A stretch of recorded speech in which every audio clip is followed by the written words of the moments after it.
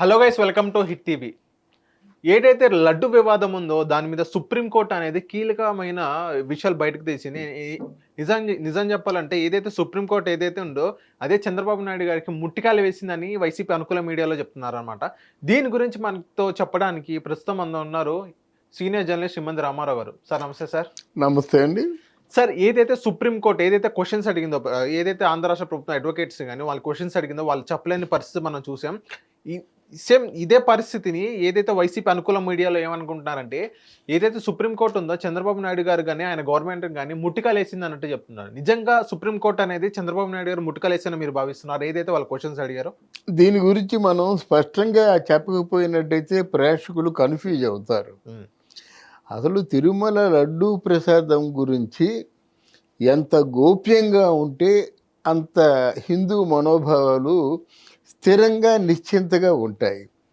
అలాంటిది ఈరోజు ఏం చేసి పారేశారంటే మహాప్రసాదమైన లడ్డు చూడగానే పంది కొవ్వు, చేప నూనె, ఇంకేవో కొవ్వులు గుర్తుకొచ్చే పరిస్థితిగా, అంటే లడ్డూని కూడా మనం ఒకసారి అంతకుముందు కళ్ళకు అద్దుకొని చూసేవాళ్ళం.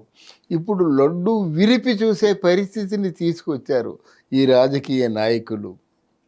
నెంబర్ 1. ఎందుకంటే ముఖ్యమంత్రిగా తిరుపతి ఆయన పదవిలోకి వచ్చిన తర్వాత 2 టన్నుల ఒక నెయ్యి వచ్చినట్టయితే దాన్ని తిరస్కరించి పంపించామని వాళ్ళు చెప్పారు. ఎందుకు తిరస్కరించవలసిన అవసరం వచ్చిందని ఈయన అడిగారు.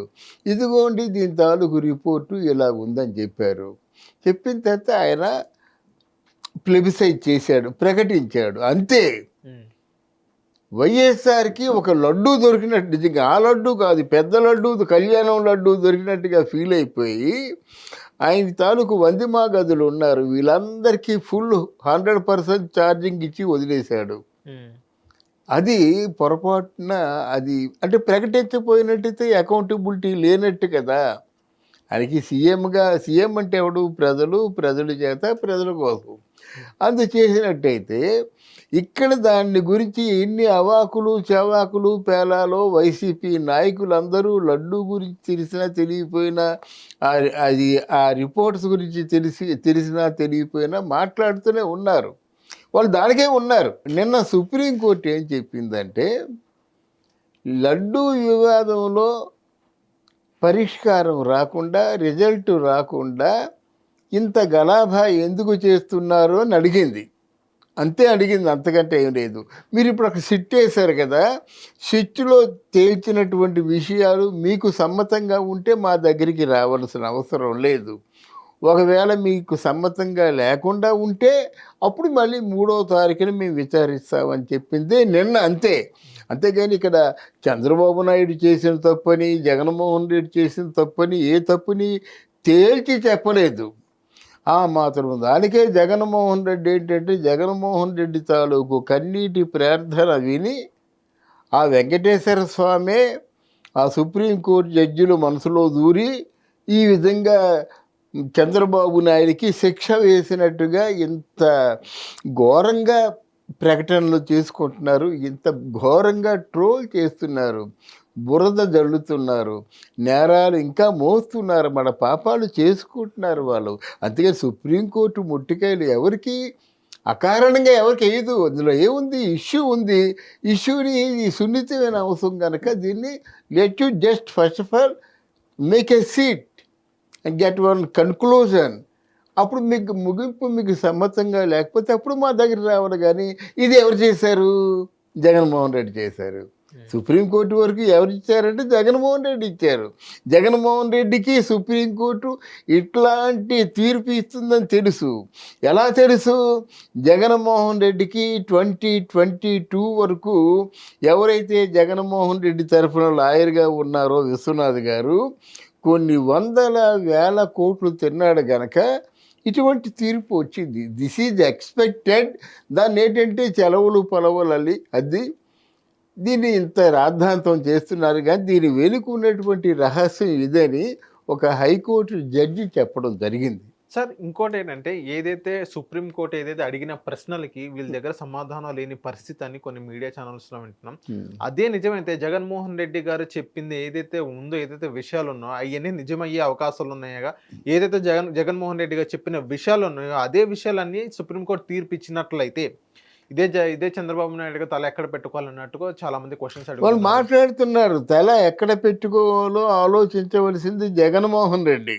ఎందుకు సార్? ఎందుకంటే వాళ్ళు తెప్పించినటువంటి నెయ్యి తాలూకు కాస్ట్ 320 రూపాయలు. ఈ భూ ప్రపంచంలో కిలో నెయ్యి 320 రూపాయలకి ఇచ్చిన వాళ్ళు ఎవరైనా ఉన్నారా? అంటే బల్క్ ఆర్డర్ లో తీసుకుంటారు కదా, అందుకని అది రేట్ ఏదైతే తగ్గించారు. ఇదే జగన్మోహన్ రెడ్డి గారు ఏదైతే చెప్పారో గత హయాంలో చంద్రబాబు నాయుడు గారి హయాంలో నెయ్యి అనేది 324 రూపాయలు ఉండేది. మేము వచ్చిన తర్వాత 320 రూపాయలకి 4 రూపాయలు తగ్గించి 320 రూపాయలకి తీసుకున్నాం అన్నట్టుగా జగన్మోహన్ రెడ్డి గారు ఇప్పటికే తీసుకుంటున్నారు అన్నట్టు చెప్పారు.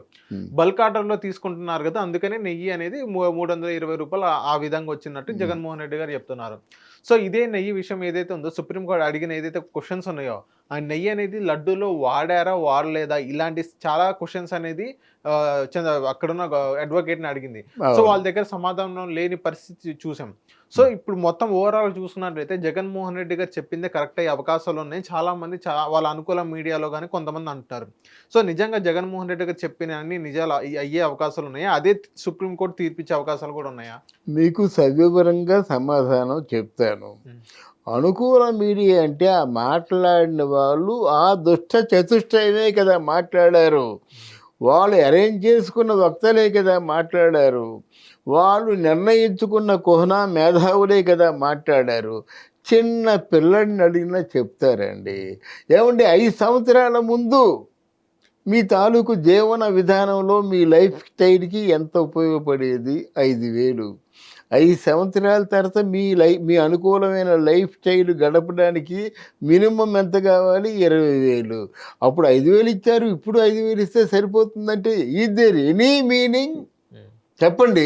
5 సంవత్సరాల ముందు చంద్రబాబు నాయుడు 324 చెప్పాడు. ఆయన 324 చెప్పినప్పుడు మార్కెట్లో నెయ్యి రేటు 250 ఉండేది మేము కొనుక్కుంటుంటే. అది ఆవు నెయ్యే. ఒక 50 రూపాయలు ఎక్కువ ఉంటుందన్నమాట. అంటే 300 రూపాయలు నెయ్యి ఉన్నప్పుడు 324 రూపాయలు చెప్పాడని చెప్పారు. కరెక్టే. 5 సంవత్సరాల తర్వాత ఇప్పుడు నెయ్యి ఎంత ఉందండి? 8,000 పైచిలుకు డబ్బు ఉంది. మరి దాన్ని కౌంట్ చేయాలి కదా. అప్పుడు ఇచ్చినట్టే ఇప్పుడు ఇస్తున్నామంటే ఏదో మసలబు ఉంది కదా. మసలబు ఉందని చిన్నపిల్లడికి అర్థం అవుతుంది కదా. 5 సంవత్సరాల ముందు నీకు ఇంత జీతం ఇచ్చానయ్యా, ఇప్పుడు కూడా నీకు ఇచ్చిన జీతంలో 5,000కి ఇంకొక 1,000 పెంచుతానంటే ఏమైనా న్యాయం ఉందా? ఇందులో అర్థం ఉందా? ఆయన ఏంటి ప్రజలు గొర్రెలను ఆయన మనసులో అనుకున్నట్టు ఆ గొర్రెలు అనుకొని చెప్తున్నాడా? ప్రజల్లో కొంచెం గుజ్జు ఉంటుంది కదా, దాని గురించి ఆలోచించాలి కదా. ఎవరు నువ్వు ఇలా మసిపూసి మారేడుకాయం చేయడం ఎంతవరకు సమంజసం? ఇది ఆ దేవుడు చూడటం లేదా? దీని పనిష్మెంట్ ఉంటుందా? Let us wait and see. Chandrababu Naidu punishment వస్తుందో, లేదా జగన్మోహన్ రెడ్డి ఇంకా తలెత్తుకోలేకుండా అయిపోతాడో మనం కాలమే నిర్ణయిస్తుంది. దీనికోసం కంగారు పడ్డం ఎందుకు? ఎలక్షన్ ముందు కూడా 175కి వై నాట్ 175 అన్నాడు. కరెక్టే. ఇప్పుడు వై నాట్ చంద్రబాబు అంటున్నాడు. మరి why not Chandrababu, why not Jaganmohan Reddy? ఇప్పుడు గెలుచుకున్న 11 సీట్లలో 4 సీట్లు బయటికి పోయినాయి. 5గురు 6గురు ఉన్నారు. వాళ్ళు పోయినంత వరకు ఇలాగే పెచ్చిరేగుతూ ఉంటారు. అది మనం అర్థం చేసుకోవాలి. హిట్ టీవీ యాప్ ని డౌన్లోడ్ చేసుకోండి. ఇందులో short news, live news, entertainment movies అన్ని అవైలబుల్ గా ఉన్నాయి. Please download hit TV app. Hit TV app ని ఫ్రీగా డౌన్లోడ్ చేసుకోండి.